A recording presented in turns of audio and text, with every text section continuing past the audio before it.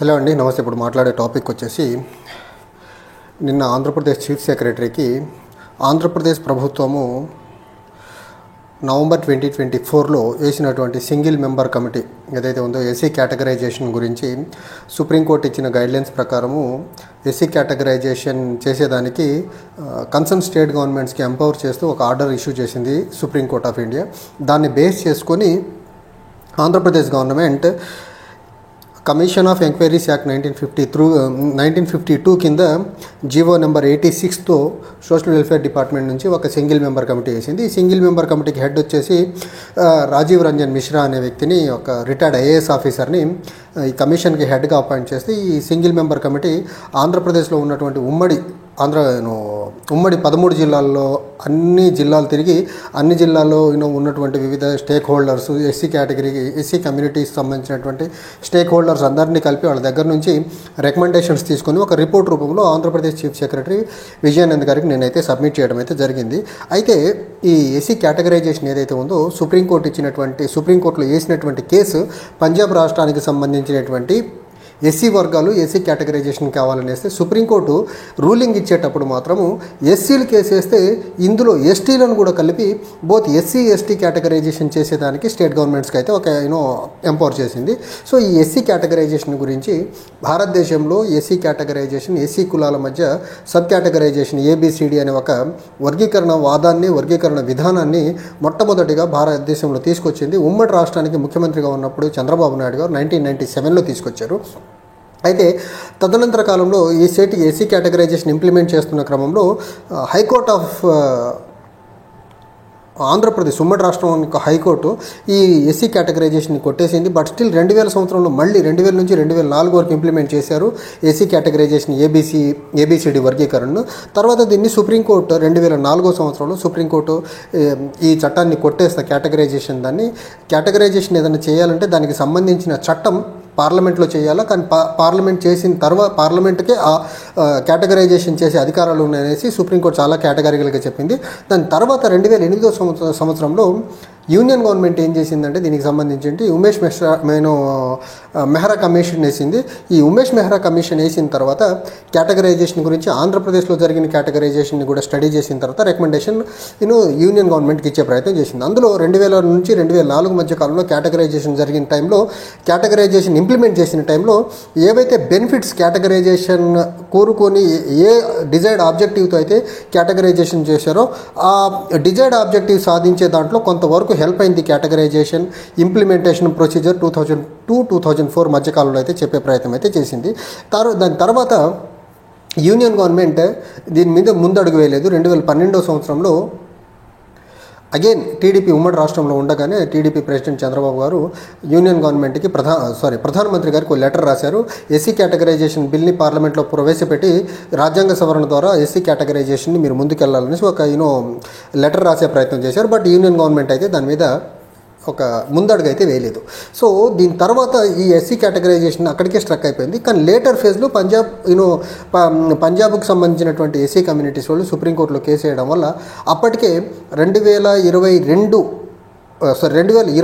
ప్రధానమంత్రి నరేంద్ర మోదీ హైదరాబాద్లో ఒక మీటింగ్ పెట్టి మందకృష్ణ మాదిక్ గారు పెట్టినటువంటి మీటింగ్కి చీఫ్ గెస్ట్గా వచ్చినటువంటి ప్రధానమంత్రి నరేంద్ర మోదీ గారు కేటగరైజేషన్ చేసేదానికి నేను అన్ని రకాల సహాయ సహకారాలు అందిస్తారన్నారు. దాని తర్వాత సుప్రీంకోర్టులో వచ్చే జడ్జిమెంట్ ఏదైతే ఉందో సుప్రీంకోర్టు పార్లమెంట్ని అంతకుముందు 2004 సంవత్సరంలో సుప్రీంకోర్టు కేటగరైజేషన్ బిల్ని కొట్టేసి పార్లమెంట్కి డైరెక్ట్ చేసింది. Parliament has the power to SC కమ్యూనిటీని కేటగరైజ్గా డివైడ్ చేసేదానికి. కానీ దాని తర్వాత అదే సుప్రీంకోర్టులో పంజాబ్ రాష్ట్రానికి సంబంధించినటువంటి కేసు వచ్చిన క్రమంలో లాస్ట్ టైంలో 2004లో చెప్పినటువంటి పార్లమెంట్కి అధికారాలు ఉన్నాయని చెప్పినట్టు సుప్రీంకోర్టు, కానీ 2024లో జడ్జిమెంట్ ఇచ్చే క్రమంలో మళ్ళీ వేరే ఆస్పెక్ట్లో ఆ రాష్ట్రాలకు ఆ పవర్స్ ఇచ్చింది. కేటగరైజేషన్ చేసేదానికి రాష్ట్రాల యొక్క అసెంబ్లీని ఎంపవర్ చేసుకుంటూ పార్లమెంట్ నుంచి ఆ బాధ్యతలు రాష్ట్ర ప్రభుత్వాలకు రాష్ట్రాల అసెంబ్లీకి అప్పచెప్పే ప్రయత్నం చేసింది. ఈ ప్రయత్నంలో భాగంగానే ఉమ్మడి రాష్ట్రాలకు సంబంధించినటువంటి తెలంగాణలో అయితే కేటగరైజేషన్ గురించి ఆల్మోస్ట్ గవర్నమెంట్ ముందడుగేసింది. రిపోర్ట్ వచ్చింది. రిపోర్ట్ని బేస్ చేసుకొని క్యాబినెట్ అప్రూవల్ కూడా ఇచ్చింది. అయితే ఆంధ్రప్రదేశ్లో నిన్న సబ్మిట్ చేశారు సింగిల్ మెంబర్ కమిటీ రిపోర్ట్ అయితే చీఫ్ సెక్రటరీకి. దాన్ని క్యాబినెట్ ముందుకు తీసుకెళ్లి క్యాబినెట్ ముందు నుంచి మళ్ళీ అసెంబ్లీలో అసెంబ్లీలో బిల్ పెట్టి ఏ రకంగా ముందుకు తీసుకెళ్తారనే చూడాలా. ఈ మొత్తానికి కేటగరైజేషన్ అనే ప్రక్రియని చంద్రబాబు గారు 1997లో మొదలుపెట్టేదానికి కారణము జనరల్గా అప్పటికీ ఉన్న రాజకీయ సమీకరణాల రీత్యా మనం చూసుకున్నట్లయితే జనరల్గా ఎస్సీ కమ్యూనిటీ అనేది majority, we can say more than 80% of the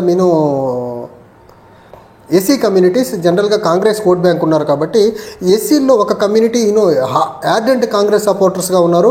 కొద్దిమంది మాదిగ సామాజిక వర్గానికి సంబంధించిన వాళ్ళు టీడీపీకి సపోర్ట్గా ఉన్నారు. కాబట్టి ఈ కమ్యూనిటీ మొత్తాన్ని కన్సాలిడేట్ చేసుకుని టీడీపీ ఓట్ బ్యాంక్గా మార్చుకోవాలన్న ఒక ఉద్దేశంతో చంద్రబాబు నాయుడు గారు ఆ రోజుల్లో 1997లో కేటగరైజేషన్ తీసుకొచ్చి మాదిగ సామాజిక వర్గాన్ని ఉమ్మడి రాష్ట్రంలో తన వైపు తిప్పుకునే ప్రయత్నం చేశారు. ఇప్పుడు మొన్న కూడా సుప్రీంకోర్టు రూలింగ్ ఇచ్చిన తర్వాత ఆంధ్రప్రదేశ్లో డిఎస్సి నోటిఫికేషన్ రావాలి. కానీ డిఎస్సి నోటిఫికేషన్ టెట్ ఎగ్జామ్ అయిపోయింది, టెట్ రిజల్ట్స్ వచ్చాయి, 2-3 రోజుల్లో డిఎస్సి నోటిఫికేషన్ అన్నారు. ఈ క్రమంలో సుప్రీంకోర్టు రూలింగ్ ఇచ్చింది. సుప్రీంకోర్టు రాష్ట్రాల అసెంబ్లీని, రాష్ట్ర ప్రభుత్వాలను ఎంపవర్ చేస్తే కేటగరైజేషన్కి రాష్ట్ర ప్రభుత్వాల మీద బాధ్యతను వదిలేసిన తర్వాత ఈ క్రమంలో మందకృష్ణ మాదిగ గారు వెళ్ళి ఆంధ్రప్రదేశ్ చీఫ్ మినిస్టర్ చంద్రబాబు నాయుడు గారిని కలవటం వల్ల కేటగరైజేషన్ పూర్తిగా చేసేంత వరకు ఆంధ్రప్రదేశ్లో ఉద్యోగాలకు నోటిఫికేషన్ ఇవ్వద్దు, అలా ఇస్తే మా కమ్యూనిటీకి నష్టం జరుగుతుందని ఈయన ఒక అపీల్ చేయడము, అపీల్ని చంద్రబాబు గారు యాక్సెప్ట్ చేసేసి ఈ కేటగరైజేషన్ త్వరితగతిని పూర్తి చేసి డిఎస్సి నోటిఫికేషన్ అప్పటి వరకు హోల్డ్ చేయాలన్నారు. జనరల్గా డిఎస్సి నోటిఫికేషన్ ఆపే క్రమంలో 2-3 రోజులు టెక్నికల్ గ్లిచెస్ వచ్చాయి, 2-3 రోజుల్లో నోటిఫికేషన్ ఇస్తామని చెప్పారు. కానీ 2-3 రోజులు నవంబర్ నుంచి ఈ రోజు దగ్గరగా ఆల్మోస్ట్ 3 months అయి 4th monthలో ఉన్నాం మనం. సో 4 months అయిపోయింది. ఇంకొక ఈ కేటగరైజేషన్ బిల్ క్యాబినెట్ అప్రూవల్ తెలిపి maybe probably next couple of డేస్లో ఉన్నటువంటి క్యాబినెట్ మీటింగ్లో దీన్ని అప్రూవల్ తెలిపేసేసి ఇమీడియట్గా ఇదే బడ్జెట్ సెషన్లో బిల్ పాస్ చేసినా ఆశ్చర్యపోని అవసరం లేదు. మేబీ బిల్ పాస్ అయిన తర్వాత based on that categorisation base చేసుకున్న తర్వాత మాత్రమే ఆంధ్రప్రదేశ్లో డిఎస్సి నోటిఫికేషన్ వచ్చేదానికి ఆస్కారం ఉంది. అండ్ ఈ కేటగరైజేషన్ బిల్ అసెంబ్లీలో పాస్ కాకుండా ఆంధ్రప్రదేశ్లో డిఎస్సి నోటిఫికేషన్ కాదు కదా, ఫర్దర్గా ఏ ఎగ్జామ్కి కాంపిటేటివ్ ఎగ్జామ్కి సంబంధించి కూడా నోటిఫికేషన్ వచ్చేదానికైతే ఆస్కారం లేదు.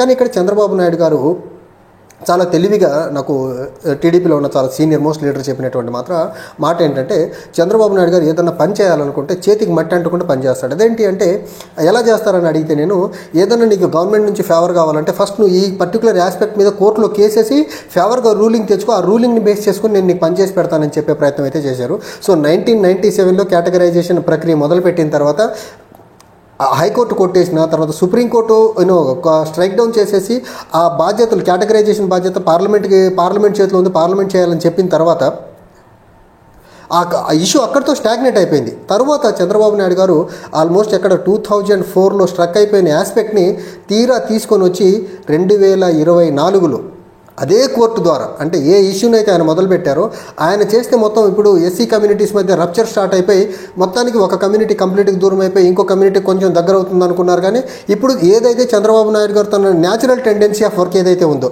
కోర్టు ద్వారా రూలింగ్ తెప్పించి ఆ రూలింగ్ను అనుగుణంగా పనిచేసి చేతికి మట్టి కాకుండా కోర్టు మీదకి నెపం నెట్టేసే ట్రైట్ ఏదైతే చంద్రబాబు గారిలో ఉందో, ఎగ్జాక్ట్గా ఆ ట్రైట్ని బేస్ చేసుకుని ఆ ట్రైట్కి అనుగుణంగానే సుప్రీంకోర్టు రూలింగ్ ఇచ్చింది. ఆ సుప్రీంకోర్టు రూలింగ్ అనుగుణంగానే ఇప్పుడు నేను ముందుకెళ్తున్నానని చెప్పే ప్రయత్నం చేశారు. సో ఈ కేటగరైజేషన్ ఆస్పెక్ట్లో ఆంధ్రప్రదేశ్లో డెఫినెట్గా ఎస్సీ కేటగరైజేషన్ చేసి ముందుకెళ్లే క్రమంలో ఖచ్చితంగా కమ్యూనిటీస్ మధ్య ఎనిమిటీ పెంచకుండా అన్ని కమ్యూనిటీస్కి ఏవైతే ఎస్సీ కేటగరైజేషన్ కోసం వేసిన రిపోర్ట్ని బేస్ చేసుకొని ఆ కేటగరైజేషన్ ప్రాసెస్లో ముందుకెళ్లే ప్రయత్నంలో భాగంగా కమ్యూనిటీస్ మధ్య ఎనిమిటీ పెంచకుండా, రాజకీయ స్వలాభం చూడకుండా కమ్యూనిటీస్ని ఎంపవర్ చేసేలా చేస్తే బాగుంటుంది తప్ప చంద్రబాబు నాయుడు గారు ఉమ్మడి రాష్ట్రంలో చేసి కమ్యూనిటీస్ మధ్య తీసుకొచ్చిన మీరు ఎనిమిటీ ఎలాంటిదంటే, ఒక పక్క మాదిగ దండోరా, ఇంకో పక్క మాల మహానాడనే ఆల్మోస్ట్ 2 కమ్యూనిటీస్ మధ్య యుద్ధ వాతావరణం ఈ రోజుకి కంటిన్యూ అవుతుంది. ఫర్దర్గా ఈసారి మీరు అసెంబ్లీలో ఈ బిల్లును క్యాబినెట్ దాన్ని అసెంబ్లీకి తీసుకెళ్లే బిల్లులో 2 కమ్యూనిటీస్ మధ్య రప్చర్ని ఆ ఎనిమిటీని పెంపొందించేలా కాకుండా 2 కమ్యూనిటీస్ మధ్య అమికబుల్ సొల్యూషన్ తీసుకొచ్చి